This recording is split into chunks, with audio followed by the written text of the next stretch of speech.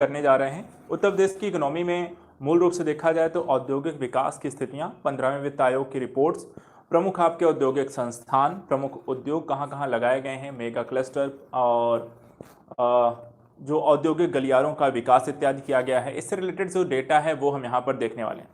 और दूसरी जो चीज़ आती है, देखा जाए तो इकोनॉमिकल पोर्शन से यूपी से स्पेशल में आपको यूपी का बजट पूछा जाता है और उसके संबंधित कुछ आपका करंट का टॉपिक होता है। तो करंट की वीडियो आपको ऑलरेडी प्रोवाइड कराई जा चुकी हैं, वो आपको ज़रूर देख लेना है।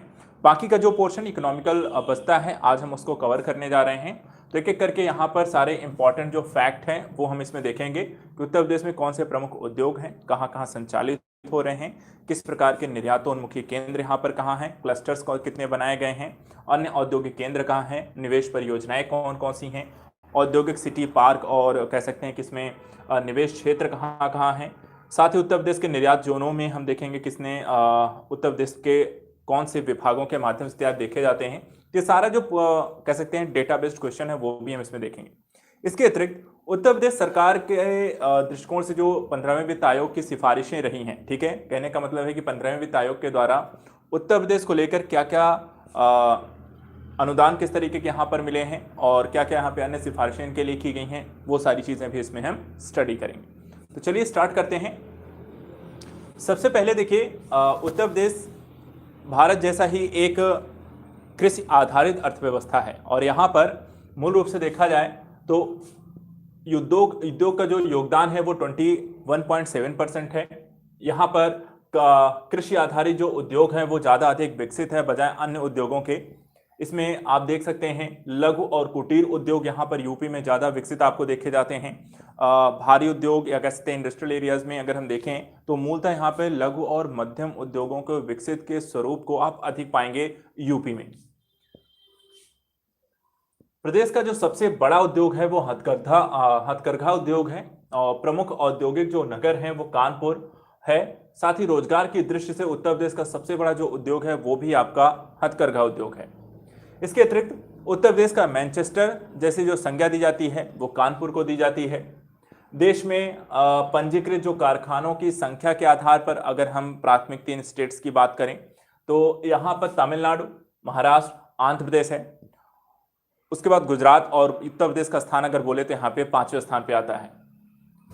उद्योगों की स्थापना और उद्यमियों के मार्गदर्शन हेतु उद्योग बंधु की यहाँ पर उत्तर प्रदेश सरकार के द्वारा स्थापना की गई है। साथ ही प्रदेश में नोएडा एवं ग्रेटर नोएडा औद्योगिक क्षेत्र के विकास के माध्यम से प्रदेश के औद्योगिक विकास में यहाँ पर को बढ़ावा देने का प्रयास किया जा रहा है। मूल रूप से देखा जाए तो औद्योगिक विकास के दृष्टिकोण से काफ़ी सारे निगम और यहाँ पे विकास प्राधिकरणों की भी स्थापना की गई है।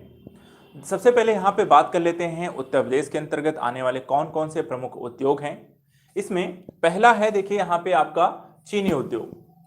उत्तर प्रदेश में देखा जाए तो गन्ना उत्पादन के मामले में उत्तर प्रदेश का पहला स्थान आता है और उत्तर प्रदेश की सबसे महत्वपूर्ण नकदी फसलों में से एक आपकी गन्ना फसल है।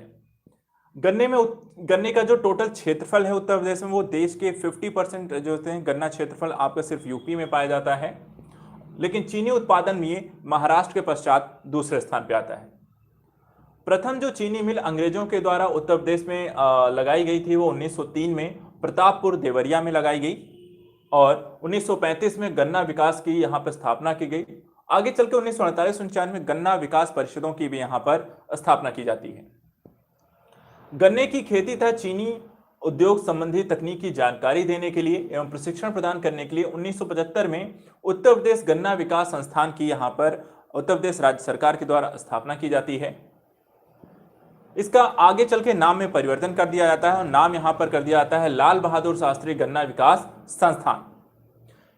उत्तर प्रदेश में गोंडा, गोरखपुर, वाराणसी, शाहजहांपुर, मुजफ्फरनगर में गन्ना शाखा प्रशिक्षण संस्थान भी खोले गए हैं और उत्तर प्रदेश गन्ना शोध परिषद का जो गठन है वो 1976-70 में किया गया। उत्तर प्रदेश में सहकारी चीनी मिल संघ की स्थापना 1963 में की गई और उत्तर प्रदेश राज्य चीनी निगम लिमिटेड की स्थापना आपकी 1971 में की गई। तो डेटाबेस जो क्वेश्चन यहाँ पर है गन्ने को लेकर जो क्वेश्चन बने हुए हैं वो मूल रूप से देखा जाए चीनी उत्पादन को लेकर, क्षेत्रफल को लेकर, सर्वाधिक यहाँ पर चीनी मिलों को लेकर, इस तरह के प्रश्न आपको आते हैं तो इनको आपको ध्यान रखना है। दूसरा उद्योग इसमें है सूती वस्त्र उद्योग।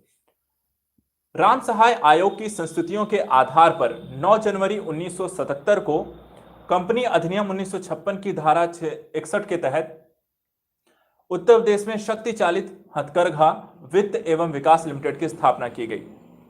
प्रथम जो 3 राज्य हैं सूती वस्त्र उद्योग में, उसमें महाराष्ट्र, गुजरात और तीसरे नंबर पे आपका उत्तर प्रदेश का स्थान आता है। कृषि के पश्चात जो दूसरा सबसे बड़ा उद्योग है यहां पर आपको देखा जाए तो ये रोजगार देने के मामले में है। इसके अलावा सीतापुर की यहां पर देखा जाए तो दरिया, गाजीपुर का कटवर्क पर्दा, अमरोहा का पाइल वर्क, गोरखपुर का बेट कवर, गाजियाबाद का टेरी टॉवेल एवं वाराणसी की सिल्क साड़ियां कलात्मक वस्त्रों के लिए यहां पर उत्तर प्रदेश में प्रसिद्ध हैं।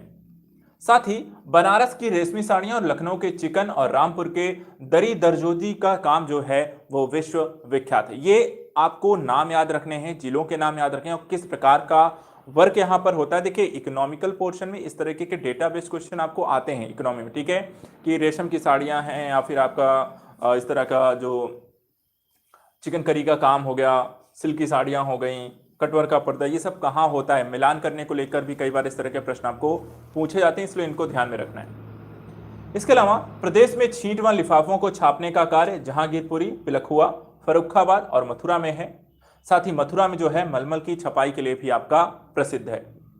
सर्वाधिक जो सूती वस्त्र की मिलें हैं वो कानपुर में स्थित हैं और प्रदेश में कंबल मुजफ्फरनगर, नजीबाबाद, मेरठ में बनाए जाते हैं। इसके अतिरिक्त उत्तर प्रदेश राज्य वस्त्र निगम की स्थापना 1969 में की गई, जिसको 1975 में एक पब्लिक लिमिटेड कंपनी के रूप में परिवर्तित कर दिया जाता है। इसी तरीके से केंद्र सरकार के द्वारा 2007 में हथकरघा निर्यात योजना प्रारंभ की गई, जिसके माध्यम से इन उद्योगों को बढ़ावा दिया जाए और इनके जो व्यवसाय जो कामगार हैं उनको यहां पर सहायता दी जा सके। अगला उद्योग है खादी व ग्रामोद्योग। उत्तर प्रदेश खादी एवं ग्रामोद्योग बोर्ड की स्थापना 1960 में खादी ग्रामोद्योग यहाँ पे चतुर्मुखी विकास के लिए की गई। एक ऐसा उद्योग जो ग्रामीण क्षेत्र में बिना विद्युत उपयोग के माल एवं सेवा का उपयोग कर सकता है और उसका निर्माण कर सकता है, उसे हम ग्रामोद्योग कहते हैं। ग्रामोद्योग में प्रति कारोबार जो कारगर है, जो कारीगर है, वहां पर प्रति कारीगर पूंजी लागत करीब 50,000 रुपए से अधिक यहां पर नहीं होती है। साथ ही राज्य सरकार के द्वारा गांधी जयंती के अवसर पर खादी के वस्त्र एवं कपड़ों की बिक्री पर 108 कार्य दिवस के लिए 10% छूट, अर्थात कि गांधी जयंती के अवसर पर 108 कार्य दिवसों के दौरान यदि आप खरीदारी करते हैं तो वहां पर खादी वस्त्रों की, तो वहां पर आपको 10% कितना 10% की यहां पर डिस्काउंट भी दिया जाता है। ये ऐसा इसलिए किया जाता है ताकि खादी और ग्रामोद्योग के जो कह सकते हैं कपड़े इत्यादि हैं उनको यहाँ पर ज़्यादा से ज़्यादा बढ़ावा मिले, लोग खरीदते हैं और साथ साथ इससे जुड़े हुए रोजगार परक कह सकते हैं कारीगर हैं उनको भी यहाँ पर सहायता मिल सके। इसके अतिरिक्त ग्रामीण रोजगार सृजन कार्यक्रम चलाया गया, जिसके माध्यम से व्यक्तियों की 25 लाख का ऋण और 10% मार्जिन मनी अनुदान के रूप में यहाँ पर इस उद्योग को दी जाएगी। साथ ही या इस उद्योग को प्रारंभ को यदि करना चाहता है तो उसको इस प्रकार की सहायता दी जाएगी। उत्तर प्रदेश में अगला जो उद्योग है वो है रेशम उद्योग। रेशम उद्योग से रिलेटेड ध्यान रखिएगा कि भारत जो है रेशम उत्पादन में दूसरे स्थान पे है, पहला स्थान आपका चीन का है।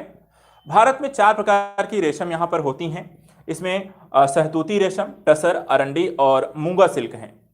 विशेष रूप से यहां पर मूंगा सिल्क का उत्पादन भारत में ज्यादा होता है। बात करें अगर हम उत्तर प्रदेश की, तो उत्तर प्रदेश में यहां पर देखा जाए तो विशेष रूप से एक उष्णकटिबंधीय और शीतोष्ण जलवायु होने के कारण यहां 2 प्रकार की रेशम जो होती है यहां पर ज्यादा उत्पादित होती है। एक है आपका सहतूती रेशम और दूसरा है इसमें टसर रेशम। इसके अलावा राज्य में रेशम का अधिकतर जो काम है वो वाराणसी, मऊ, मुबारकपुर और इटावा में होता है। साथ ही सर्वाधिक प्रदेश का जो योगदान है, ठीक है, और सर्वाधिक जो योगदान यहाँ पे होता है वो सहतूती रेशम का है रेशम वस्त्र उद्योग में। प्रदेश में 1992 में प्रादेशिक कोऑपरेटिव सेरीकल्चर फेडरेशन का गठन किया गया, जो रेशम उत्पादन की वृद्धि के लिए यहाँ पर कार्य करता है। तो ये तो हो गया उत्तर प्रदेश में। यहाँ पर देख लें तो आपके प्रमुख जो उद्योग हैं। रेशम से रिलेटेड एक चीज यहाँ पर है कि उत्तर प्रदेश में कुछ अनुसंधान विकास संस्थान भी स्थापित किए गए हैं। तो कौन कौन से रेशम अनुसंधान संस्थान हैं? पहला देखिए इसमें है आपका सहतूती रेशम का अनुसंधान एवं विकास केंद्र, जो कि आपका सुभागपुर गोंडा में है। दूसरा टसर रेशम का अनुसंधान विकास केंद्र सोनभद्र में है और तीसरा एरी रेशम का अनुसंधान एवं विकास केंद्र आपका औरैया में है। तो तो 3 अलग अलग प्रकार के रेशम जो हैं, और तीनों ही रेशमों के जो होते हैं आपके अनुसंधान और विकास से जुड़े हुए जो संस्थान हैं यूपी में आपको स्थापित हैं। एक आपका गोंडा में है जो सहतूती रेशम से जुड़ा हुआ है, टसर रेशम से जुड़ा हुआ अनुसंधान संस्थान सोनभद्र में है, और एरी रेशम से जुड़ा हुआ आपका अनुसंधान संस्थान औरैया में। चलिए अन्य कुछ फैक्ट यहां पर देख लेते हैं। जनेश्वर मिश्र राज्य हथकरघा पुरस्कार योजना जो होती है 2012-13 में प्रारंभ की गई, जिसके माध्यम से हथकरघा उद्योग से जुड़े हुए कारीगरों को यहां पर जो राज्य सरकार के द्वारा पुरस्कृत किया जाता है। इसके तहत यहां पर 3 कारीगरों को चुना जाता है जिन्हें प्रथम द्वितीय तृतीय स्थान के आधार पर 1,50,000 और 25,000 रुपए यहां पर पुरस्कृत किया जाता है। स्वरूप यहां पर यह भी है इस तरह के पुरस्कारों का जिसके माध्यम से जो हथकरघा उद्योग में लगे हुए कार्यरत कर्मचारी हैं उन्हें बढ़ावा मिल सके, वो भी यहां पर इस उद्योग को अपनाएं। और दूसरा यहां पर जो फैक्ट ध्यान रखना है आपको, जनश्री बीमा योजना प्रारंभ की गई जो हथकरघा एवं पारलूम बुनकरों को लाभ पहुंचाने के लिए स्टार्ट की गई थी। इसमें खादी कामगारों की मृत्यु और विकलांगता की स्थिति में यहां पर अधिक सहायता प्रदान की जाएगी। इसमें 18 से 60 वर्ष के जो बुनकर हैं उनको इस योजना के तहत यहां पर सम्मिलित किया जाएगा। चलिए ये तो हो गया, हमने देख लिया उत्तर प्रदेश से संदर्भित आपके कुछ प्रमुख उद्योग से संबंधित डिटेलिंग। अब यहां पर देखिए, जैसा कि हम जानते हैं उत्तर प्रदेश एग्जाम की जो प्रकृति है, खासकर हम अगर प्री एग्जाम की बात करते हैं तो वहां पर काफी सारे वन लाइनर क्वेश्चन बनते हैं। तो इस वन लाइनर क्वेश्चन में जो इकोनॉमिकल बेस्ड आपको क्वेश्चन यदि करंट से नहीं आता है, और करंट से, क्योंकि करंट में अगर क्वेश्चन आता है तो वो आपका ज्यादातर जो योजनाएं इकोनॉमिकल चलाई गई हैं या कोई नीति लेकर आई गई है या बजट में उन्होंने जो बोला है उससे रिलेटेड क्वेश्चन बनता है। लेकिन यदि सरकार यदि यहां से क्वेश्चन नहीं आते हैं तो उसका आधार बनता है इस तरीके के प्रश्न जो हम यहाँ पे पढ़ने जा रहे हैं। जैसे कि उत्तर प्रदेश के कौन से उद्योग कहाँ पर स्थापित हैं, मुरादाबाद में है, या फिर कैंची उद्योग कहाँ पर है, ताला कहाँ का फेमस है, इस तरह के क्वेश्चन भी आपको वहां पर बनते हैं। ठीक है, तो यहाँ पर हम देखने जा रहे हैं कि कौन कौन सा आपका उद्योग कहाँ कहाँ यूपी में आपको स्थापित है। तो सबसे पहले यहाँ पर जो पहला हम डेटा देखने जा रहे हैं वो उत्तर प्रदेश में जो 9 गन्ना परिक्षेत्र हैं, कितने हैं सबसे पहले तो यही ध्यान रखना है। उत्तर प्रदेश में आपको 9 गन्ना परिक्षेत्र हैं। कौन कौन से हैं? सबसे पहला गन्ना परिक्षेत्र है मेरठ, और इसके अंतर्गत जो जिले आते हैं उसमें है मेरठ, गाजियाबाद, बुलंदशहर, बागपत, हापुड़। 5 जिले आते हैं मेरठ गन्ना परिक्षेत्र के अंतर्गत। दूसरा गन्ना परिक्षेत्र है आपका सहारनपुर, जिसके अंतर्गत 3 जिले आते हैं, सहारनपुर, मुजफ्फरनगर, शामली। तीसरा है लखनऊ, लखनऊ के अंतर्गत लखनऊ, लखीमपुर खीरी, सीतापुर, रायबरेली, हरदोई, फर्रुखाबाद, कानपुर, इटावा को मिलाकर टोटल 8 जिले यहां पे लखनऊ गन्ना परिक्षेत्र के अंतर्गत आते हैं। चौथा यहां पर है फैजाबाद, जिसमें आपको फैजाबाद, वाराणसी, जौनपुर, गाजीपुर, बाराबंकी और सुल्तानपुर मिलाकर कुल 6 जिले इसके अंतर्गत आते हैं। गोरखपुर गन्ना परिक्षेत्र में 4 जिले आते हैं, जिसमें गोरखपुर, बस्ती, महाराजगंज और सिद्धार्थनगर हैं। देवी पाटन में गोंडा, बलरामपुर, बहराइच यहां पर 3 जिले आते हैं। मुरादाबाद में बिजनौर, मुरादाबाद, रामपुर, अमरोहा और संभल के 5 जिले यहां पर आपको मुरादाबाद गन्ना परिक्षेत्र में आते हैं। इसी तरीके से देवरिया के अंतर्गत देवरिया, कुशीनगर, मऊ, बलिया और आजमगढ़ 5 जिले आते हैं। और 9वां जो यहाँ पे गन्ना परिक्षेत्र है बरेली का है, और बरेली में देखा जाए तो बरेली स्वयं में पीलीभीत, शाहजहांपुर, बदायूं, अलीगढ़, मथुरा और कासगंज 7 जिले यहाँ पर आपको इसके अंतर्गत आते हैं। तो ये चीज ध्यान रखिएगा, कितने हैं? टोटल 9 हैं। कई बार आपको हो सकता है यहाँ पर ये जिले ना पूछ के सिर्फ यही पूछ लें कि निम्नलिखित में से कौन सा गन्ना परिक्षेत्र इसके अंतर्गत आता है या नहीं है। तो ये 9 जिले कम से कम आपको ध्यान रखने हैं। कौन से हैं एक बार? तो 9 गन्ना परिक्षेत्र है मेरठ, सहारनपुर, लखनऊ, फैजाबाद, गोरखपुर, देवीपाटन, मुरादाबाद, देवरिया, बरेली। कम से कम ये जरूर आपको यहाँ पे याद होना चाहिए। दूसरा एक प्रश्न बनता है जो उत्तर प्रदेश से रिलेटेड, और यहां से काफी प्रश्न पूछे जा चुके हैं और ये चांसेस हैं कि ये आपको आगे भी पूछे जाएंगे। प्रदेश के प्रमुख लघु, कुटीर और हथकरघा उद्योग, जो कि काफी यहाँ पे प्रश्न बनते हैं, जैसे कि कालीन और दरी का काम कहाँ होता है, हथकरघा सूती वस्त्र कहाँ बनते हैं, रेशमी साड़ियां जिले में किस जिले में यहाँ पे बनाई जाती हैं। तो ये जो क्वेश्चन है इसके लिए आपको यहाँ पर इसको ध्यान से सुनना है। पहला, कालीन और दरिया उद्योग कहाँ कहाँ किस किस जिले में है यूपी में? तो मिर्जापुर, आगरा, मथुरा, बरेली और अलीगढ़ में यहाँ पे कालीन और दरिया काम होता है। कंबल उद्योग मुजफ्फरनगर, नजीबाबाद और मेरठ में। रेशमी साड़ियां वाराणसी में। हथकरघा सूती वस्त्र उद्योग मेरठ, सिकंदराबाद, धामपुर, देवबंद, इटावा, बाराबंकी और जेपी नगर में। हथकरघा रेशमी जो वस्त्र बनते हैं वो वाराणसी, बिलासपुर, मऊ और संडीला में, जबकि जरी चिकन का पर गोटे का जो काम है वो 2 जिलों में, लखनऊ और वाराणसी में होता है। इसी तरीके से चिकन का काम आपका सिर्फ लखनऊ में होता है। तो ये आपको ध्यान रखना है, ये जो लघु कुटीर और हथकरघा उद्योग से रिलेटेड काम है। इसके अलावा कई सारे उद्योग ऐसे हैं जो पीतल और अन्य धातु से रिलेटेड उद्योग भी यूपी में लगाए गए हैं। जैसे कि पीतल की मूर्तियां यूपी के किन जिलों में बनती हैं? तो मथुरा और मुरादाबाद 2 जिले हैं। इसी तरीके से पीतल के बर्तन कहां कहां बनाए जाते हैं? तो मुरादाबाद, वाराणसी, मिर्जापुर, शामली, हापुड़, अतरौली, बड़ौद, फर्रुखाबाद और हाथरस। इसी तरीके से बर्तनों पर कलई व नक्काशी का काम मुरादाबाद और मिर्जापुर में होता है। तो वहीं पीतल के सरौते और कैंची जो बनाने का काम आपका अलीगढ़, मथुरा, मेरठ, हाथरस और रामपुर में होता है। लोहे के बाट बनाना सहारनपुर और आगरा में, जबकि ताला और चाकू बनाने के लिए अलीगढ़ आपका फेमस है। इसी तरीके से कत्था जो उद्योग है वो बरेली में है। तो ये सारे जो उद्योग हैं मूल रूप से आपको देखा जाए तो इनको ध्यान रखना है। इसके अलावा अगला है लकड़ी और फर्नीचर से रिलेटेड उद्योग यूपी में कहां कहां हैं।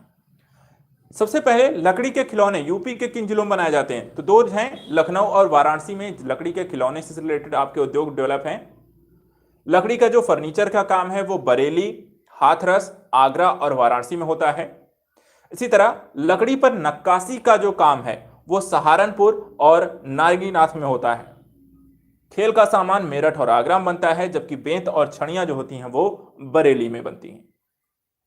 तो ये यहां पर हमने देख लिया आपको हथकरघा, लघु उद्योग, पीतल उद्योग और लकड़ी का उद्योग। इसके अलावा अन्य भी कई प्रकार के उद्योग होते हैं। तो यहां पर अन्य कौन कौन से उद्योग हैं और यूपी में कहां कहां यहां पर डेवलप हुए हैं? जैसे कि चीनी मिट्टी के बर्तन बनते हैं खुर्जा, गाजियाबाद और लखनऊ में। इत्र का निर्माण कन्नौज, गाजियाबाद, लखनऊ, जौनपुर और नैनी में। इसके बाद कागज उद्योग जो हस्त निर्मित कागज बनाए जाते हैं वो आपका मथुरा, कालपी और कागजी सराय में। इसी तरह तबला, बांसुरी, हारमोनियम जैसे वाद्य यंत्रों का जो निर्माण है वो आपका मेरठ, लखनऊ और कानपुर में किया जाता है। साथ ही चूड़ी उद्योग आपका देखा जाए तो आगरा में, दिया सलाई यहां पर देखें, मिट्टी खिलौने आपके आगरा में, चूड़ी उद्योग फिरोजाबाद में, दिया सलाई का काम बरेली में, कागज उद्योग सहारनपुर में, पीतल उद्योग मुरादाबाद में, कालीन उद्योग मिर्जापुर में, चीनी उद्योग गोरखपुर, गोंडा, बहराइच, बांस उद्योग आपका बरेली में, सिगरेट निर्माण का जो उद्योग है सहारनपुर और गाजियाबाद में होता है, साबुन उद्योग गाजियाबाद, आगरा और कानपुर में, जूट उद्योग कानपुर और गोरखपुर, जबकि औषधि निर्माण उद्योग आपका कानपुर और लखनऊ में यहाँ पर होते हैं। तो ये हमने यहाँ पर जितने भी प्रकार के आपके उद्योग हैं यहाँ से आपको ध्यान रखना है। ये आपके प्रश्न बनते हैं, इनको ध्यान रखिएगा, ठीक है। मैं यहाँ पे स्टार लगा दे रहा हूँ क्योंकि यहाँ से आपको प्रश्न आते ही आते हैं, इनको आपको ध्यान रखना है। चलिए आइए बात करते हैं। अब उत्तर प्रदेश है, इसके विकास के लिए देखिए मूल रूप से हम जैसे बात करते हैं कि उत्तर प्रदेश एक कृषि आधारित अर्थव्यवस्था है, लेकिन ये हमेशा कृषि आधारित आप नहीं रह सकते। और अगर आप कृषि आधारित एक अर्थव्यवस्था है तो आपके डेवलप होने के चांसेस हमेशा बहुत कम रहते हैं, सीमित रहते हैं, क्योंकि वहां पे आपकी इनकम जनरेशन जो होती है वो आपकी सीमित रहती है। तो यहाँ पर उत्तर प्रदेश सरकार के द्वारा कृषि उद्योग के इतर अन्य कह सकते हैं कि विनिर्माण और सेवा सेक्टर जैसे उद्योगों को डेवलप करने के लिए यहाँ पर उत्तर प्रदेश में औद्योगिक विकास प्राधिकरणों की स्थापना की गई। ये प्राधिकरण अलग अलग जिलों में स्थापित किए गए और इनके अलग अलग अपने काम भी थे। इसके अलावा इन विकास प्राधिकरणों ने वर्तमान समय तक अगर हम देखें तो कई सारे प्रोजेक्ट ओपन किए हैं और कई सारी चीजों को डेवलप किया है, जिसके कारण अगर हम देखें तो उत्तर प्रदेश का जो औद्योगिक विकास है वो काफी तेजी से हुआ है पिछले कुछ सालों में। तो आइए समझते हैं इनकी भूमिका क्या है, कौन कौन से प्रोजेक्ट इनके माध्यम से शुरू किए गए हैं और क्या इनका रोल है। तो सबसे पहले उत्तर प्रदेश के जो प्रमुख औद्योगिक विकास प्राधिकरण हैं, इसमें राज्य के औद्योगिक विकास में तेजी लाने के लिए जो प्रथम औद्योगिक विकास प्राधिकरण की स्थापना की गई थी वो नोएडा में की गई थी 1976 में। उसके पश्चात आगे चल के कई अन्य आपके विकास प्राधिकरण स्थापित किए गए, जिसमें से था गोरखपुर औद्योगिक विकास प्राधिकरण, जिसे गीडा के नाम से भी जानते हैं। इसकी स्थापना यहाँ पर न्यू गोरखपुर आवासीय योजना, ट्रांसपोर्ट नगर, अप्रैल पार्क और टेक्सटाइल पार्क यहाँ पर स्थापित करने के लिए की गई। साथ ही इसके द्वारा यहाँ पे एक फूड पार्क की स्थापना 105 एकड़ में यहाँ पर की जा रही है। तो आप देख सकते हैं कि गोरखपुर औद्योगिक विकास प्राधिकरण ने किस तरीके से गोरखपुर उसके आसपास के एरिया को डेवलप करने का कार्य किया। एक और यहां पर है सतहतरिया औद्योगिक विकास प्राधिकरण, जिसे हम सीडा भी कहते हैं। इसकी स्थापना 1989 में की गई। इस प्राधिकरण का जो काम है वो जौनपुर के तहसील मछली नगर के ग्रामों में अधिसूचित है और मूल रूप से यह क्षेत्र जो है इलाहाबाद जौनपुर के मार्ग के पास से, और जो जौनपुर मूल रूप से हम कहें कि मुख्यालय कह सकते हैं आप, मुख्यालय से ये आपको 47 किलोमीटर की दूरी पर इलाहाबाद जौनपुर के मार्ग पर यहाँ पर ये स्थित है। और यहाँ पर जो विकास प्राधिकरण है जो मूल रूप से और जौनपुर के आसपास के एरिया को डेवलप करना है। इसी तरीके से भदोही औद्योगिक विकास प्राधिकरण, जिसे हम बीडा कहते हैं, ये मिर्जापुर मंडल के भदोही जिले में यहाँ पर इसे विकसित किया जा रहा है और इसका काम है कि प्रदेश में जो लघु उद्योगों का विकास करना और उनके माध्यम से जो भी कह सकते हैं कि काम किया गया है, जो भी उत्पाद बनाए गए हैं, उनके निर्यात को प्रोत्साहन करने का कार्य। लखनऊ औद्योगिक विकास प्राधिकरण, जिसे लीडा कहते हैं, ये लखनऊ के 49 गांव और उन्नाव के 43 गांवों को मिलाकर के इसको बनाया गया है 2005 में। इसका जो मुख्यालय है वो आपका लखनऊ में है और इसने कई प्रकार के यहाँ पे डेवलपमेंट किए हैं, आपके उद्योग में विकास किया है, इलेक्ट्रॉनिक सिटीज डेवलप कर रहे हैं, इलेक्ट्रॉनिक हब बना रहा है लखनऊ को, और अन्य तरीके के विकास कार्यक्रम है। यमुना एक्सप्रेसवे औद्योगिक विकास प्राधिकरण, जो 24 अप्रैल 2001 को इसका गठन किया गया, इसके अंतर्गत 1187 गांव हैं। 1187 गांव यहां पर इस विकास प्राधिकरण के अंतर्गत आते हैं और कई सारे जिलों के गांव हैं, पर्टिकुलर एक जिले में नहीं है, बल्कि गौतम बुद्ध नगर, अलीगढ़, आगरा, मथुरा और यहां पर इन जनपदों को मिलाकर के इसका निर्माण किया गया है। साथ ही यहां पर जेबी ग्रुप के द्वारा एक आपका भारत का पहला फॉर्मूला 1 रेसिंग ट्रैक भी यहां पर बनाया गया है। इसी तरीके से उत्तर प्रदेश राज्य औद्योगिक विकास निगम लिमिटेड, जिसको हम यूपीएसआईडीसी कहते हैं, इसकी स्थापना 1961 में की गई और यह प्रदेश की औद्योगिक एवं स्थापना विकास हेतु यहाँ पे एक प्रमुख संस्थान के रूप में तब से कार्य कर रहा है। इसके द्वारा अब तक कई प्रकार की औद्योगिक विकास परियोजनाओं को यहाँ पर संचालित किया गया है। आइए देखते हैं कौन कौन से यहाँ पर यूपी में कौन कौन से, यहाँ पे देखिए आपको इसको ध्यान रखना है, इसको ध्यान रखना है क्योंकि यहाँ से आपके कुछ प्रश्न अभी हाल फिलहाल पिछले एक दो सालों के पेपर में आपको पूछा गया है। अब देखिए यहाँ पे जो परियोजनाएं अब तक शुरू की गई हैं और किस जिले में शुरू की गई हैं वो भी यहाँ पे ध्यान रखिएगा। पहला है ट्रांस गंगा हाईटेक सिटी, ये आपको उन्नाव में यहाँ पे डेवलप किया जा रहा है। दूसरा है सरस्वती हाईटेक सिटी, जो प्रयागराज में डेवलप किया जा रहा है। डिबियापुर प्लास्टिक पार्क औरैया में बनाया जा रहा है। वहीं परफ्यूम पार्क आपका कन्नौज में डेवलप कर रहे हैं। बेहेड़ी औद्योगिक पार्क बरेली में, जबकि 7 सिटीज थीम पार्क आपको आगरा में बनाया जा रहा है। Mega leather cluster project Kanpur में और मंधाना पार्क आपका कानपुर में, ये दोनों ही प्रोजेक्ट आपको कानपुर में डेवलप हो रहे हैं। ट्रांस दिल्ली सिग्नेचर सिटी, जिसे हम कहते हैं ट्रोनिका सिटी, ये आपको गाजियाबाद में बनाई जा रही है। और वहीं मुरादाबाद विशेष आर्थिक क्षेत्र आपका मुरादाबाद में डेवलप किया है। तो आप देख सकते हैं यहां पर इसमें आपको पार्क भी हैं, इसमें आपको इकोनॉमिक जोन्स भी हैं, इसमें आपको थीम पार्क हैं, इसमें आपकी हाईटेक सिटीज हैं, इसमें आपके लेदर क्लस्टर्स हैं। तो यहां पर अलग अलग प्रकार के डेवलपमेंट आपको यूपी में पूरे आपको देखने को मिलते हैं और ये आपको डेवलपमेंट इन्हीं आपकी जो विकास प्राधिकरण है इन्हीं की देन है। ये ऑलरेडी डेवलप हो रहे हैं। इसके अलावा भी कई सारी आपकी निवेशित परियोजनाएं भी लाई गई हैं जिसके माध्यम से विदेशी और आंतरिक निवेश को यूपी में आकर्षित किया गया है। कौन कौन से हैं? तो इसमें एक है आपका मेगा फूड पार्क जो बरेली में डेवलप किया जाएगा, इत्र सुगंध पार्क कन्नौज में है, वस्त्र टेक्सटाइल पार्क वाराणसी में, आईटी पार्क लखनऊ में, रक्षा डिफेंस पार्क कानपुर में, फार्मास्यूटिकल्स पार्क लखनऊ में, high tech industrial township project Bulandshahr में, थीम पार्क 7 सिटीज आपका आगरा में। ये सारी डेवलपमेंट भी आपको प्रमुख निवेश परियोजनाओं के तौर पर यूपी देखता है। और एक और चीज है जो पूर्वी समर्पित मालभाड़ा कॉरिडोर प्रोजेक्ट जो दादरी से लेकर के आपके मुगल सराय तक डेवलप है, यहां पर ये सारी डेवलपमेंट भी आपको यूपी में देखने को मिल रही है।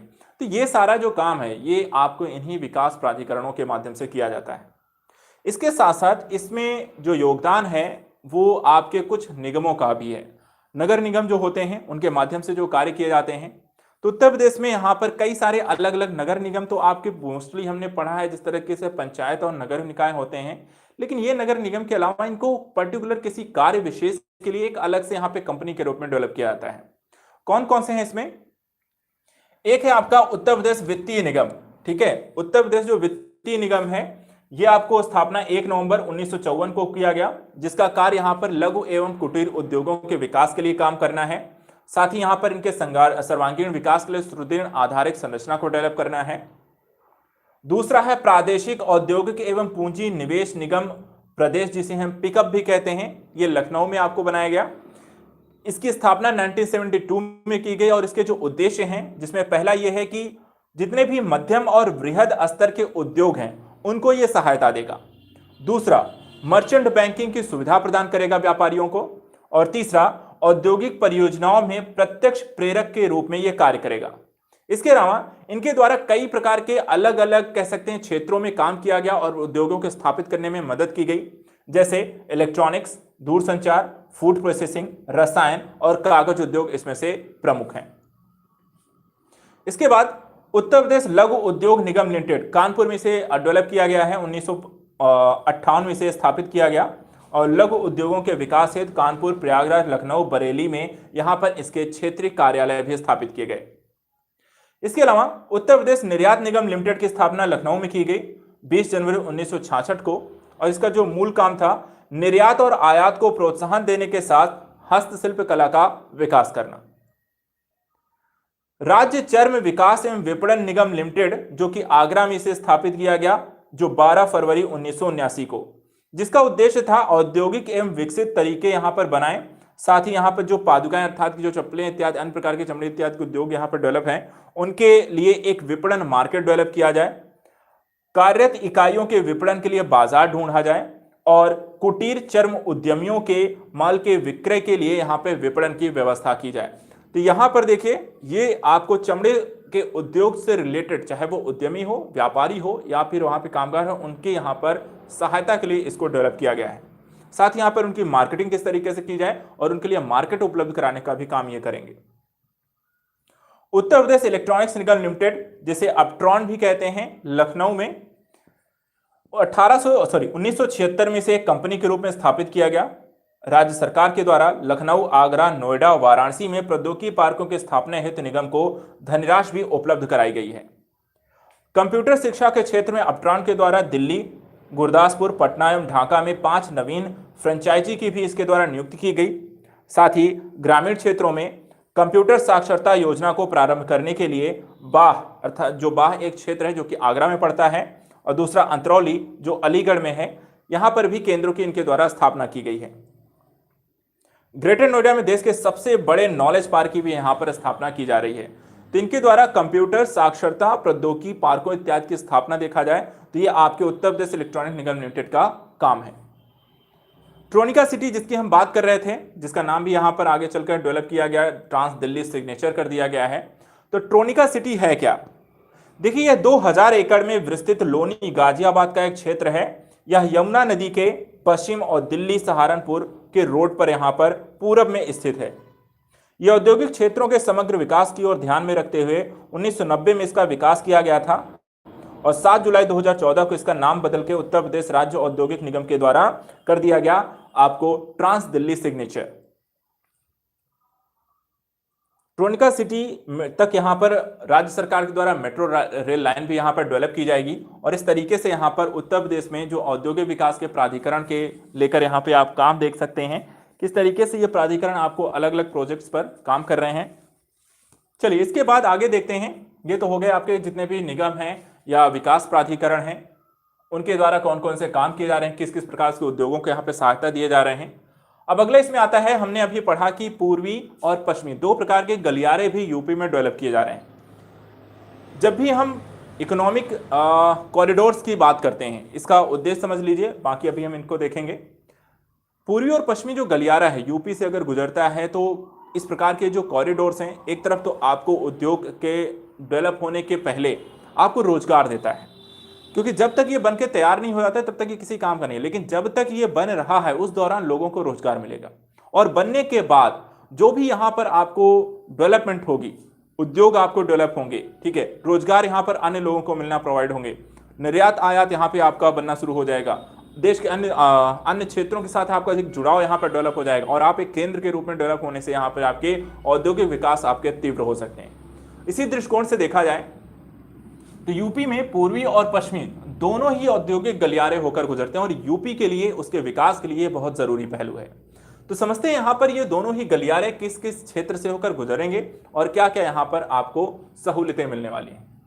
सबसे पहले समझते हैं यहां पे पूर्वी औद्योगिक गलियारे के बारे में। ये जनवरी 2016 में राज्य अवस्थापना एवं औद्योगिक विकास विभाग तथा विश्व बैंक के सदस्यों के मध्य एक सहमति बनी, जिसके तहत 2450 करोड़ रुपए की लागत से उत्तर प्रदेश औद्योगिक पुनरुद्धार परियोजना के अंतर्गत 3 क्षेत्र यूपी में विकसित किए जाएंगे। विश्व बैंक इस राशि के अर्थात इसमें जितनी भी लागत आ रही है उसका 70% यहां पर लोन देगा, बाकी 30% जो होती है राज्य सरकार यहां पे अपना यहां पर सरकार के द्वारा लागत वहन की जाएगी। अब यहां पे समझिएगा कि मूल रूप से जो पूर्वी औद्योगिक गलियारा है ये आपको अमृतसर से प्रारंभ होकर कोलकाता तक जाएगा और आपको पता है यदि आपको पंजाब से आपको कोलकाता की ओर जाना है तो आपको यूपी के राज्य से होकर गुजरना पड़ेगा। ऐसी स्थिति में टोटल जो पूर्वी औद्योगिक गलियारे की जो लंबाई है वो 1840 किलोमीटर है और इस 1840 किलोमीटर में से 57% अर्थात कि कह सकते हैं आप 1046 किलोमीटर जो क्षेत्र है वो उत्तर प्रदेश से होकर गुजरने वाला है। ऐसी स्थिति में उत्तर प्रदेश के 18 जिले इसके अंतर्गत आपको सम्मिलित होंगे और सहारनपुर राज्य से यहां पर आपका पूर्वी औद्योगिक जो गलियारा है वो सहारनपुर राज्य से एंटर करेगा और यहां पर चंदौली राज्य से आपको बाहर निकलेगा अर्थात कोलकाता की तरफ आपको जाएगा। इस दौरान इसमें 40 स्टेशन स्थापित किए जाएंगे और 18 जिले इसके अंतर्गत सम्मिलित हैं। अन्य जो जिले यहां पर हैं जैसे कि मेरठ हो गया, हापुड़, खुर्जा, अलीगढ़, हाथरस, आपका भापुर, कानपुर, प्रयागराज, टुंडला, इटावा, प्रेमपुर, मुगलसराय इत्यादि जो जिले हैं वो इसके अंतर्गत आने वाले हैं। पूर्वी औद्योगिक गलियारे के साथ साथ दूसरा जो गलियारा इसमें आपका है पश्चिमी औद्योगिक गलियारा है। इसके अंतर्गत ग्रेटर नोएडा के प्रस्तावित प्रथम अलीबर्ड परियोजना की एकीकृत टाउनशिप का शिलान्यास यहां पर किया जाएगा और इसमें केंद्र और राज्य सरकार की जो हिस्सेदारी है वो 50-50% है। पश्चिमी जो औद्योगिक गलियारा है ये आपको 1483 किलोमीटर लंबा है और उत्तर प्रदेश से ये उत्तर प्रदेश का एक क्षेत्र है जिसे हम दादरी कहते हैं। दादरी से प्रारंभ होकर ये दिल्ली, हरियाणा, राजस्थान, गुजरात से होकर मुंबई के JL नेहरू पोर्ट तक यहां पर आपको जाएगा। 12% जो क्षेत्र यहां पर उत्तर प्रदेश का हिस्सा इसमें सम्मिलित होना है और यहां पर 12 राज्य के 12 जिले करीब यहां पर 36,68 वर्ग किलोमीटर का क्षेत्र इसके अंतर्गत प्रस्तावित है जिसे डेवलप किया जाएगा। इसके अंतर्गत 2 विकास क्षेत्र आपको यूपी में बनाए जाएंगे। पहला विकास क्षेत्र का नाम रहेगा इसमें दादरी, नोएडा, गाजियाबाद और दूसरा इसमें रहेगा मेरठ, मुजफ्फरनगर औद्योगिक विकास क्षेत्र। इसमें से जो दादरी, नोएडा और गाजियाबाद वाला आपका विकास क्षेत्र है ये आपके दिल्ली, मुंबई जिसे हम पूर्वी औद्योगिक गलियारा कहते हैं पश्चिमी औद्योगिक गलियारा कहते हैं उस परियोजना के 7 निवेश क्षेत्रों में से एक का हिस्सा है। साथ ही दादरी एक ऐसा क्षेत्र है, ध्यान रखिएगा, दादरी जो क्षेत्र है यूपी का, यहां पर आपको पूर्वी और पश्चिमी दोनों ही औद्योगिक गलियारे जो हैं आपको आकर जुड़ेंगे। तो इस नाम को ध्यान रखिएगा, दादरी एक क्षेत्र है, ये क्वेश्चन पूछा जा सकता है। दादरी जो है वो आपका पूर्वी और पश्चिमी औद्योगिक गलियारे यहां पर दोनों ही आकर मिलने वाले हैं। चलिए ये तो हो गया, आपको उत्तर प्रदेश में हमने पूर्वी और पश्चिमी औद्योगिक गलियारे देख लिया। अब कुछ क्वेश्चन और इस तरीके से पूछे जाते हैं जैसे कि पर्टिकुलर किसी जिले को किसी अन्य नाम से भी जानते हैं, उपनाम के तौर पर भी हम इसे कह सकते हैं, है ना, और या फिर आपको औद्योगिक सिटीज कह सकते हैं। पार्क और अन्य प्रकार के डेवलपमेंट आपको इन सिटीज में हुई हैं, तो कौन कौन से हैं वो देख लेते हैं। पहला है उत्तर प्रदेश का जो प्रथम निर्यात संवर्धन औद्योगिक पार्क है वो ग्रेटर नोएडा में स्थापित किया जा रहा है। ध्यान रखिएगा, उत्तर प्रदेश का प्रथम निर्यात संवर्धन औद्योगिक पार्क कहां बनाया जा रहा है, तो ग्रेटर नोएडा में आपका बन रहा है। इसी तरीके से apparel park Ghaziabad, leather park Agra में, लघु उद्योग विकास निगम लिमिटेड के द्वारा कुछ एग्रो पार्क आपके बनाए जा रहे हैं। तो यूपी में जो एग्रो पार्क बन रहे हैं 4 हैं, हापुड़ में, बाराबंकी, वाराणसी और सहारनपुर में आपको यहां पर ये एग्रो पार्क बनाए जाएंगे। इलेक्ट्रॉनिक सिटी किसे कहा जाएगा, इलेक्ट्रॉनिक सिटी यहां पे 2 डेवलप की जा रही है, एक तो नोएडा है और दूसरा यहां पे आगरा को बनाया जाएगा। प्लास्टिक सिटी के तौर पर भी यहां पे दो जिलों को डेवलप किया जा रहा है। एक है आपका कानपुर देहात और दूसरा है आपका औरैया। इसी तरीके से निकिडा सिटी, निकिडा सिटी जो है आपका कानपुर और उन्नाव, यहां पे दो जिले इसमें भी विकसित किए जा रहे हैं। सॉफ्टवेयर टेक्नोलॉजी पार्क यूपी में आपको नोएडा, कानपुर, लखनऊ और प्रयागराज, चार जिलों में या चार सिटीज में आपको ये पार्क डेवलप किए जाएंगे। इसी तरीके से निर्यात औद्योगिक पार्क आपको आगरा और गौतम बुद्ध नगर में बनाए जा रहे हैं। ट्रांस गंगा परियोजना ये कानपुर और उन्नाव के मध्य यहां पर डेवलप की जाएगी। साथ ही भूखंड उपलब्ध कराने के लिए कुछ ग्रोथ सेंटर यूपी में बनाए जा रहे हैं। कौन कौन से ग्रोथ सेंटर हैं? तो एक है आपका बिजौली में, झांसी, और जौनपुर आपका है, कानपुर देहात है, शाहजहांपुर है, डिबियापुर जो कि औरैया में पड़ता है। ये भूखंड उपलब्ध कराने के लिए, कहने का मतलब कि कोई भी आपकी योजना आपको स्थापित करनी है तो उसके लिए आपको भूमि चाहिए होगी, तो ये भूमि आपको उपलब्ध कराने के लिए यहाँ पे कुछ ग्रोथ सेंटर आपको डेवलप किए गए हैं। इसके अलावा कई सारे इनलैंड आपको कंटेनर सिटी डेवलप की जा रही है। यहाँ पे कुछ डिपो बनाए गए हैं जहां पे पर्टिकुलर प्रोडक्ट लाकर आपको डंप किया जाएगा और वहीं से फिर आपको आगे सेल आउट किया जाएगा। तो यहाँ पर कहाँ कहाँ है लैंड कंटेनर डिपो? एक तो मेरठ में है, दूसरा सहारनपुर, आगरा, कानपुर, फिरोजाबाद, मुरादाबाद, भदोही। 7 आपके लैंड कंटेनर डिपो हैं जो कि आपको यूपी में बनाए जा रहे हैं। इसके अलावा प्रदेश में कई आपके क्लस्टर्स आपको बनाए गए हैं। अब तक यहां पर देखा जाए तो आपको करीब ऐसे 10 क्लस्टर्स का निर्माण किया जा चुका है यूपी के विभिन्न क्षेत्रों में। जैसे है एक कारपेट क्लस्टर है, कारपेट यानी कि कालीन से रिलेटेड जो आपके औद्योगिक आपके उद्योग हैं। क्लस्टर्स का मतलब होता है एक समूह, ठीक है। क्लस्टर्स का मतलब क्या होता है? समूह, जहां पे पर्टिकुलर किसी एक ही प्रकार के उद्योग या कार्यों से रिलेटेड आपके कंपनियां हो गई या फिर आपको छोटे छोटे आपके दुकानें, शॉप्स हो गई, उसको हम बोलते हैं एक तरीके का क्लस्टर्स। तो यहां पर देखिए जो कारपेट क्लस्टर्स डेवलप किया गया है कहां पे है? भदोही में। इसी तरीके से ग्लास बीड्स क्लस्टर है वाराणसी में, पॉटरी क्लस्टर्स हैं बुलंदशहर में, कैंची क्लस्टर्स मेरठ में, लेदर क्लस्टर्स गोरखपुर में, कालीन क्लस्टर्स मिर्जापुर में, मिंट क्लस्टर्स बदायूं में, मेगा हथकरघा क्लस्टर्स वाराणसी में, और ब्लैक पॉटरी क्लस्टर्स आजमगढ़ में, और सिल्क ब्रोकेट क्लस्टर आपके वाराणसी में डेवलप किया जा रहा है यूपी में। तो ये काफी सारे आपके उद्योग, परियोजनाएं, निवेश सिटीज ये आप यहां पर देख सकते हैं जो कि डेवलप किए जा रहे हैं। इसके बाद कुछ निवेश मित्र योजना उत्तर प्रदेश सरकार के द्वारा लाई गई ताकि यहां पर यूपी में इन्वेस्टमेंट को बढ़ावा दिया जा सके। अलग अलग प्रोजेक्ट्स को लेकर यहां पर आपको निवेश के लिए आपको आकर्षित किया जा सके। वर्तमान में देखें तो एक एक जिला उद्योग केंद्रों की यहां पर स्थापना इसके लिए की जा रही है और प्रदेश सरकार के द्वारा भारी और मध्यम लघु उद्योगों के निवेश प्रस्तावों को सुविधाजनक बनाने के लिए इस योजना को बढ़ावा दिया जा रहा है। तो देखिए यहाँ पे जो मूल कमी है यूपी में, जैसा हमने कहा कि कृषि आधारित अर्थव्यवस्था है और आपको भारी उद्योगों की और विनिर्माण उद्योगों की यहाँ पे आवश्यकता है और उसी के लिए यहाँ पर आपको ऐसे उद्योगों के लिए निवेश भी आपको ज्यादा चाहिए क्योंकि सरकार की भी क्षमता एक सीमित होती है। इसीलिए आपको निजी सेक्टर, विदेशी पूंजी, FDIs आपको बड़ी मात्रा में चाहिए होगी और इसके लिए निवेश मित्र जैसी योजनाएं आपके लिए लाभदायक हो सकती हैं। चलिए अब बात करते हैं उत्तर प्रदेश के कुछ प्रमुख निर्यात जोन और इन निर्यात जोनों से क्या क्या यहां पे आपको निर्यात किया जाता है, कौन से उत्पादों का निर्यात किया जाता है उसको देख लेते हैं।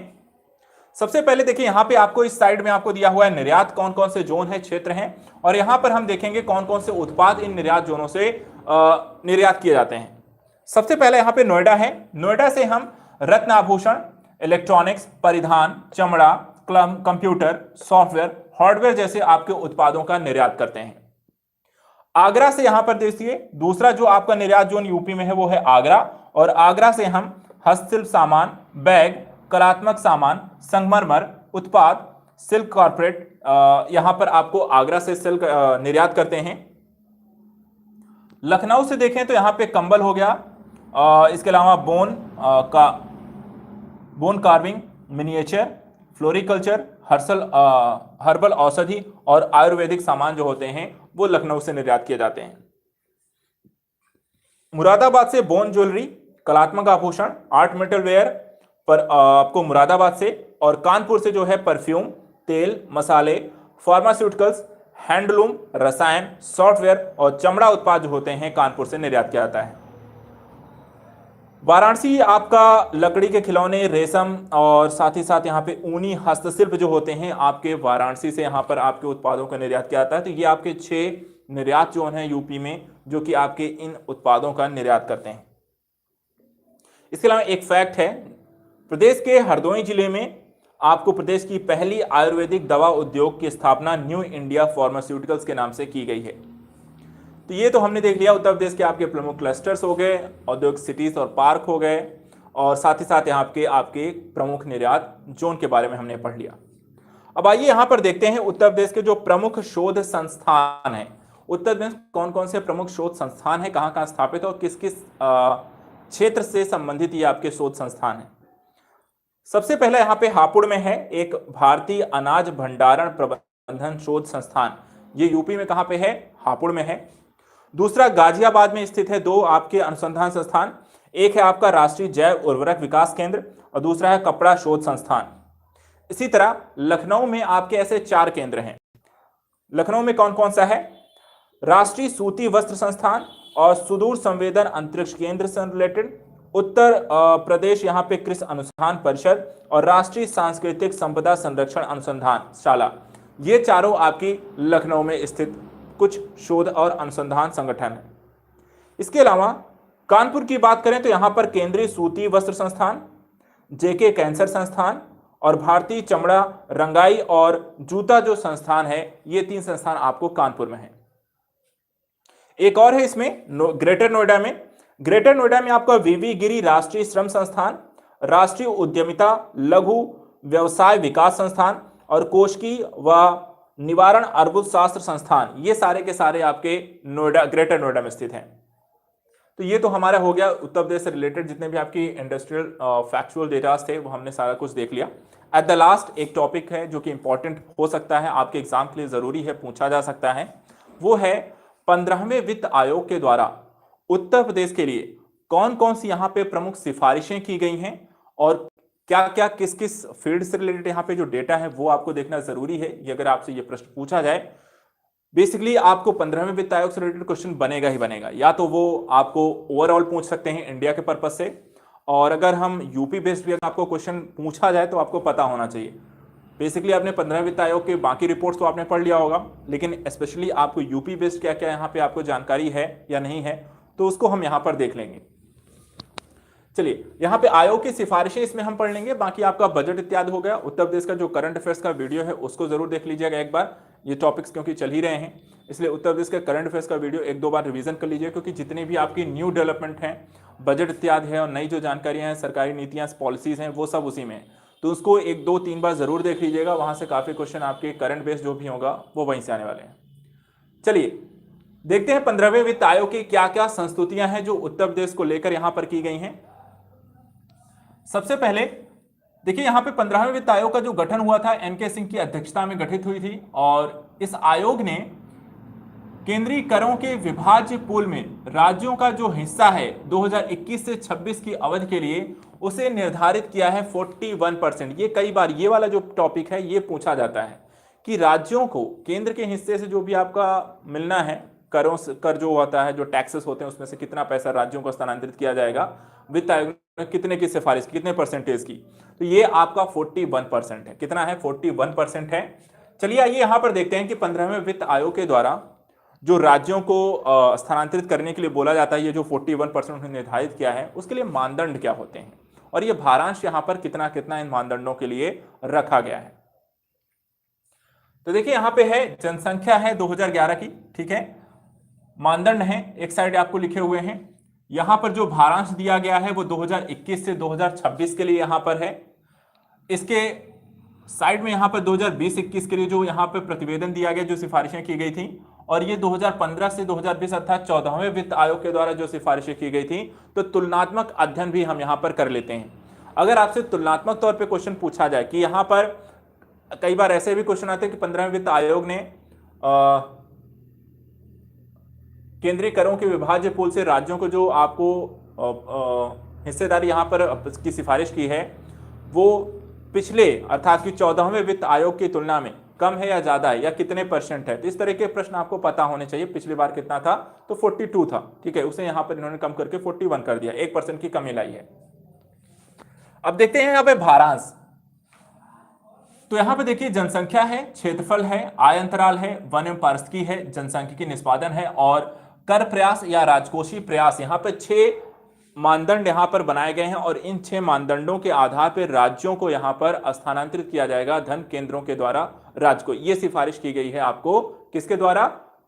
वित्त आयोग के द्वारा। तो यहां पर देखिए वित्त आयोग ने जनसंख्या को 15% यहां पे भारांश दिया है 2020-21 के लिए, जबकि 2021 से 26 के लिए। यही था आपका 2020-21 में भी आपको 15% था, लेकिन जो 14वें वित्त आयोग की रिपोर्ट थी उन्होंने इसे 17.5%, 17.5% कहा था। तो यहां पर ये 2.5% कम किया गया है।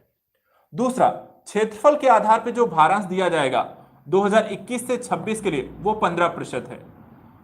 2020-21 में भी ये 15% था और 2015 से 20 में 14वें वित्त आयोग की सिफारिश में भी ये 15% था। इसके बाद तीसरा जो मानदंड है वो है आय अंतराल। आय अंतराल में अगर आप देखें तो ये है आपको 2021 से 26 अगले 5 वर्षों के लिए 45% यहां पर आय अंतराल के रूप में भारांश दिया गया है, जबकि 2020-21 में यहां पर उन्होंने 45% ही रखा था। कोई कमी यहां पर कोई चेंजेस नहीं किए गए हैं। साथ ही 2015 से 20 जो कि 14वें वित्त आयोग ने जो सिफारिश की थी उन्होंने इसे 50% रखा था, अर्थात कि 5% यहां पर कम रखा गया है 15वें वित्त आयोग में। चौथा यहां पे है आपका वन एवं पारिस्थितिकी। ये भी यहां पर कोई चेंज नहीं है। 2021 से 26 में 10% है, 2020 से 21 में भी ये 10% था और 2015 से 20 में ये कम था, सिर्फ 7.5% था। तो इसे 2.5% बढ़ा दिया गया है। तो एक तरीके से आपके एनवायरमेंट की इंपॉर्टेंस यहां पर बढ़ाई गई है। इसके अलावा जनसांख्यिकीय निष्पादन को यहां पे 12.5% आपको 2021 में रखा गया है। साथ ही 2021 से 26 में भी ये 12.5% है, लेकिन 2015 से 20 में ये सिर्फ 10% था। तो 2.5% यहां पे जनसंख्या निष्पादन, अर्थात एक तरीके से जो जनसंख्या की बढ़ती हुई स्थिति है उसको लेकर सरकार की तरफ से क्या प्रयास किए जा रहे हैं, जो बेहतर प्रयास करेगा उसे यहां पर अच्छा वेटेज भी दिया जाएगा। और एट द लास्ट ये आपको 15वें वित्त आयोग ने नया जोड़ा है, जो कि 14वें वित्त आयोग की सिफारिशों में जो वेटेज था, भारांश था या मानदंड था, वो आपको ये सम्मिलित नहीं था उनमें, लेकिन 15वें वित्त आयोग ने अपनी रिपोर्ट में इसे नया यहां पे सम्मिलित किया है। क्या है ये? कर या राजकोषीय प्रयास। सरकार को जो घाटा होता है, तो राजकोषीय प्रयास के अंतर्गत किस तरीके से सरकार के द्वारा अपने राजकोषीय घाटे को कम करने को लेकर प्रयास किए जा रहे हैं, इसको कितना वेटेज दिया गया है? तो 2021 से 26 में 2.5% है, 2020-21 में भी ये 2.5% था और 2015 से 20 अर्थात 14वें वित्त आयोग की रिपोर्ट में ये आपका मानदंड था ही नहीं। तो ये आपको नया है, ध्यान रखना है, ये आपको नया शामिल किया गया है। ये तो हो गया 15वें वित्त आयोग की अपनी रिपोर्ट में किस तरह के वेटेज दिए गए। हम बात कर रहे थे कि उत्तर प्रदेश को लेकर किस तरीके से सिफारिशें यहां पर की गई हैं। तो देखिए यहां पर पहला डेटा जो यूपी का है, आपको ध्यान में रखना है कि केंद्र द्वारा हस्तांतरित करों विभाज्य पूल में अधिकतम हिस्सेदारी वाले शीर्ष 3 राज्यों में सबसे ज्यादा जो आपको अधिकतम हिस्सेदारी यहां पर किन 3 राज्यों को मिली है केंद्रीय कर से? तो उसमें सबसे पहला स्थान है उत्तर प्रदेश का, दूसरा है बिहार का और तीसरा है मध्य प्रदेश का। इन 3 राज्यों को सबसे ज्यादा केंद्र से आपको कर हस्तांतरित होने वाले हैं, जिसमें यूपी का स्थान पहला है। कितने परसेंट मिलने वाला है? तो देखिए यहां पे 2015 से 20 तक ये था 17.959 था, 2020-21 में 17.931 रहा और 2020-21 से 26 में, जो कि अब यहां पर दिया जाएगा, 2021 से 26 चल रहा है, इसके लिए यहां पे जो आपको वेटेज है, जो भारांश दिया जाए, जो आपको कर हस्तांतरण किया जाएगा, 17.939% आपको यहां पर हस्तांतरित किया जाएगा यूपी को, बिहार को 10.058 और मध्य प्रदेश को 7.850 आपको 2021 से 26 के दौरान हस्तांतरित किए जाएंगे।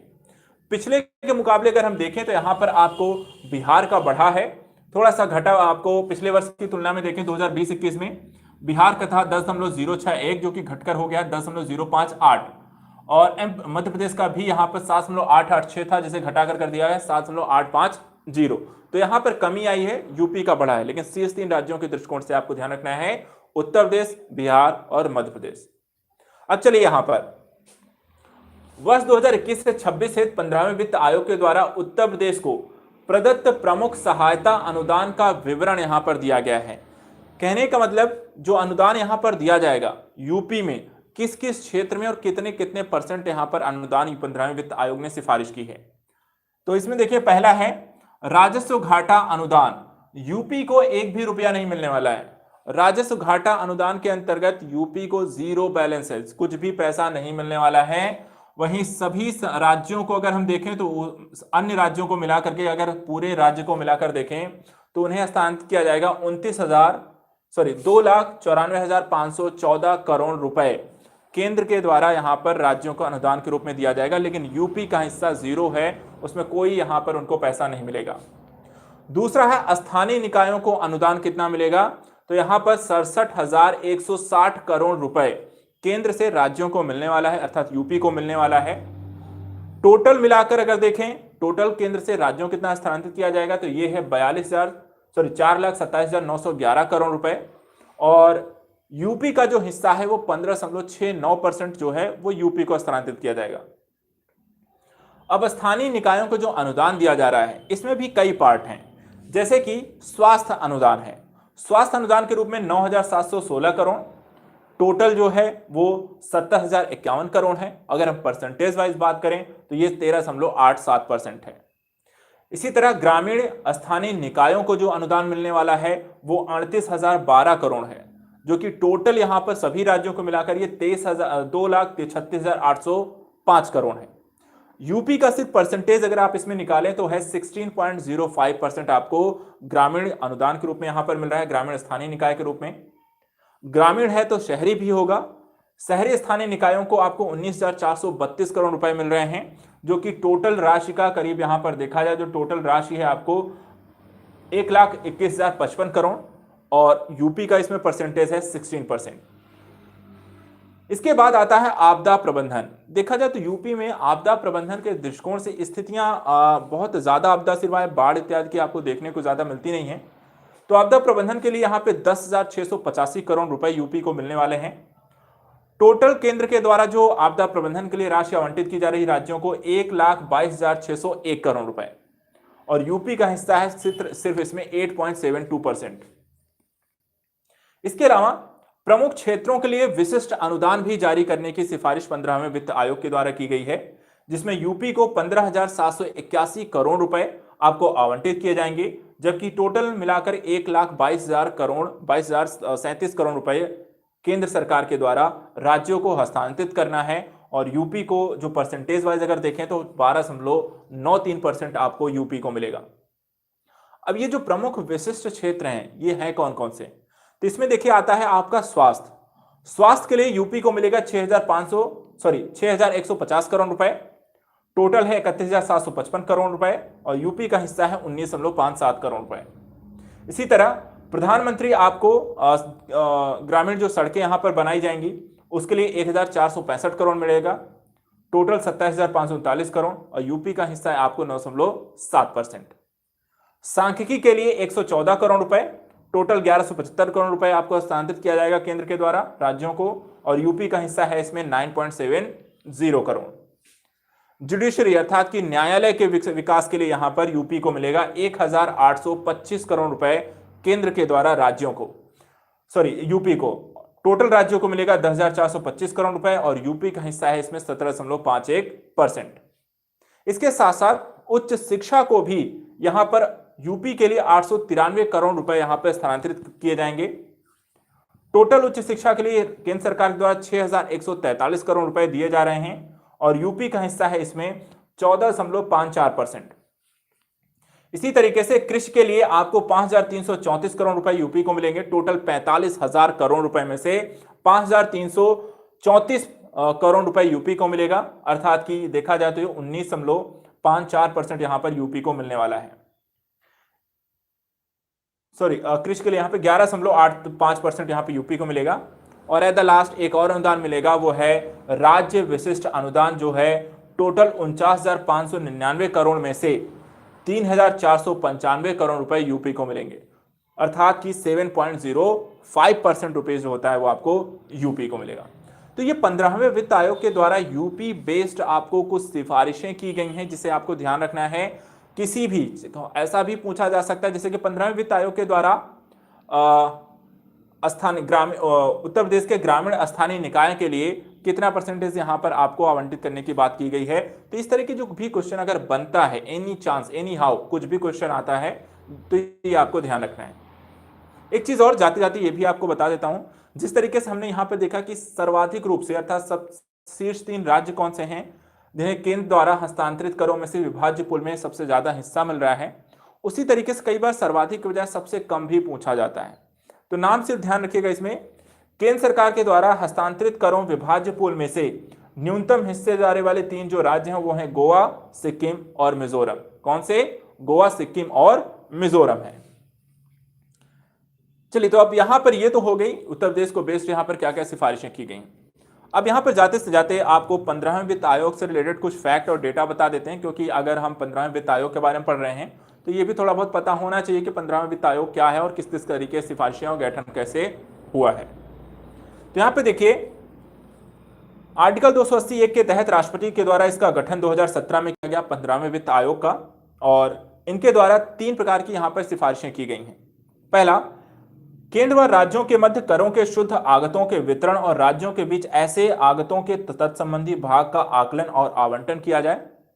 दूसरा, भारत की संचित निधि में से राज्यों को राजस्व में सहायता अनुदान को शासित करने वाले सिद्धांत और संविधान के अनुच्छेद 275(1) विनिर्दिष्ट प्रयोजनों के भिन्न प्रयोजनों के लिए अनुच्छेद 275 के अधीन राजस्व में सहायता अनुदान के रूप में राज्यों को सदत्त यहां पर की जाने वाली धनराशि की यहां पर आपूर्ति की जानी चाहिए। और तीसरा, राज्य के वित्त आयोग द्वारा की गई सिफारिशों के आधार पर राज्य में पंचायतों और नगर पालिकाओं के संसाधन आपूर्ति के लिए किसी राज्य की संचित निधि के संवर्धन हेतु यहां पर आवश्यकता है। कहने का मतलब यहां पर स्थानीय निकायों, ग्रामीण निकायों को मजबूत बनाने की बात की गई है, राज्यों की हिस्सेदारी को यहां पर मजबूत बनाने, उनकी आय को बढ़ाने के प्रयास यहां पर लगातार किए जाने को लेकर कुछ प्रमुख सिफारिशें की गई हैं। इसके अलावा इस साल के जो अगर हम 15वें वित्त आयोग की सिफारिशें देखें, कुछ विशेष क्षेत्र को लेकर इन्होंने आपको अपनी बातें रखी हैं, जिसमें से आयोग ने केंद्र और राज्यों के बीच वर्तमान जो वित्त व्यवस्था है, घाटे के भरण पोषण संबंधी, नकदी शेष और राजकोषीय अनुशासन कायम रखने के प्रयासों की स्थिति की समीक्षा के साथ साथ राजकोषीय प्रबंधन के लिए राजकोषीय समेखन की रूपरेखा के संदर्भ में भी अपनी सिफारिशें रखी हैं कि जो घाटे है उसको नियंत्रित करने को लेकर केंद्र स्तर पे और राज्य स्तर पर किस तरीके से कार्य किए जा रहे हैं। साथ ही यहां पर इसे अलग अलग न देखा जाए, बल्कि यहां पर इसे कॉमन एक राज्य की समेकन किया जाए, जो कि केंद्र और राज्य को मिलाकर यहां पर किया जाए, और इसके माध्यम से जो राजकोषीय घाटे की स्थितियां हैं उसे कम करने के प्रयास यहां पर होने चाहिए। तो ये सारा कुछ यहां पे 15वें वित्त आयोग की सिफारिशों के तौर पे हम यहां पर देखते हैं। तो ये हो गया आपका इकोनॉमिकल बेस्ड सारा आपका क्वेश्चन। बाकी एग्रीकल्चर को लेकर हमने अपने भूगोल में ही पढ़ रखा है। और एट द लास्ट एक चीज और है कि यहाँ पे इकोनॉमिकल बेस्ड काफी सारे क्वेश्चन आपकी करंट ओरिएंटेड काफी आते हैं, इसलिए करंट वाला वीडियो जो है यूपी का उसे जरूर एक बार देख लीजिएगा, क्योंकि उसमें आपका बजट रिलेटेड जितना भी डेटा है, सरकार की जो आपकी लेटेस्ट आपकी डेवलपमेंट हुई थी, जो योजनाएं आई हैं, वो भी आपको उसमें देख लेना है। फिलहाल ये आपका हो गया, इकोनॉमी हो गई। एट द लास्ट आपके 1-2 टॉपिक यूपी का और बचता है, तो उसे भी आपको अगले 1-2 वीडियो में कंप्लीट करा दिया जाएगा। बाकी आपकी टॉपिक्स आप रहे हैं, अपना रिवीजन करते रहिए, डेली पढ़ते रहिए। हिंदी का भी टॉपिक आपका चल ही रहा है, ज़्यादा आपका टॉपिक उसमें पढ़ना नहीं है यूपी में। हिंदी को लेकर 6 टॉपिक हैं जो कि बेसिकली आपको प्री में आने हैं। तो कोर्स ज़्यादा बचा नहीं है, आपको 20 तक, जैसे हमने कहा 20 तक आपका कंप्लीट हो जाएगा। रीजनिंग आपको मिल गई है, तो ओवरऑल सारे सब्जेक्ट आपको हो चुके हैं, या तो कंप्लीट हो चुके हैं, या अपलोडेड हैं, या उसकी क्लासेस आपकी चल रही हैं। कोशिश रहेगी आपकी 20 नंबर तक क्लासेस हो जाएं। तब तक जितना भी क्लासेस चल रही हैं उसको तो कंप्लीट करना ही करना है, और उसके बाद आपका रिवीजन भी साथ साथ करते रहेंगे। चलिए फिर आज के लिए इतना ही, मिलते हैं फिर आपको नेक्स्ट वीडियो में कल बाकी सारे जो आपके टॉपिक्स और रह गए हैं उनको लेकर। Thank you so much.